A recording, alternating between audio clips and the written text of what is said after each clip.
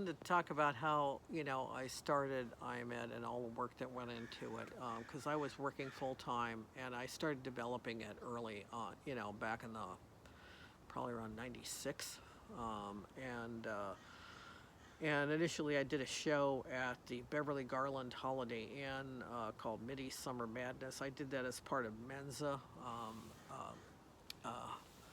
No, not Mensa, MECDA. I did that as part of MECDA, Middle Eastern Cabaret Dancers Association. They actually changed it to Middle Eastern Culture and Dance Association, but that's what it's like. Unfortunately, MECDA is now defunct, which is kind of sad. But I was involved with MECDA quite a bit. So anyway, so I got.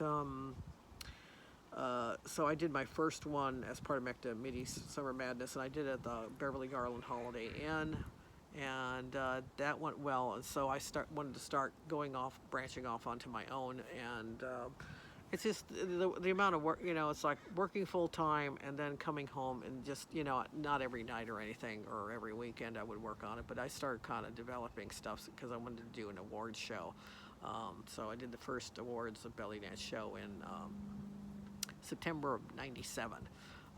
Anyway, so, but then that, kicked off a lot of other things. But I would work, it's like I don't think people realized I would work, once I stopped my accounting career and I was working on this full time.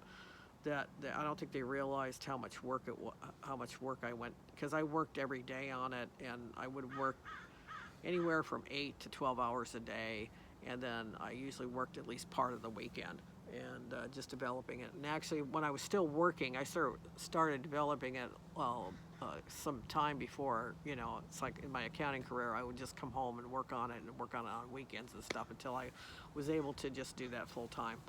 So, but I know Terry said one time, it's like he said it's like people don't realize how hard you work on this, how much effort that this is. And of course, the weekends where there was like I had an event, with workshops, shows, and that stuff. That was like, it was like I was working at least a 12-hour day on those days. And then even after that was done, I was still like Sunday was the last day. It's like it's not like I could stop and relax on Monday. I usually had a lot of follow-up cleanup work, to do like on Monday, Tuesday, Wednesday, and at some point during that week I was able to take some time off and not work on it. But my friend Celeste used to call me the supreme ruler of belly dance. And then at some point she just dropped part of it and just started calling me supreme ruler. And my friend of mine who helped out, especially in the beginning, John Stesney, he called me an Impresario. I take that as a great compliment too. Let's see. It's like it's like I think I want to end it at that. It's just I think that I just people don't realize how much effort it was, and it's like I really enjoyed almost all of it, like at least 98% of it anyway. I mean, we had some unpleasant things that would come up, but like things you had to jump through hoops through or something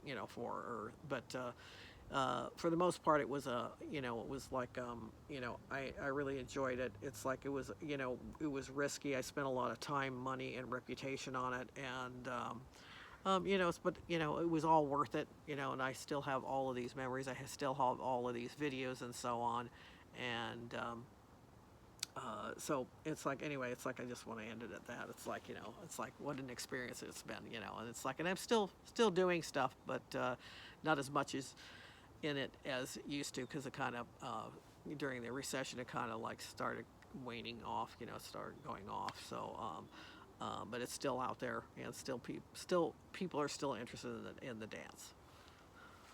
Thank goodness.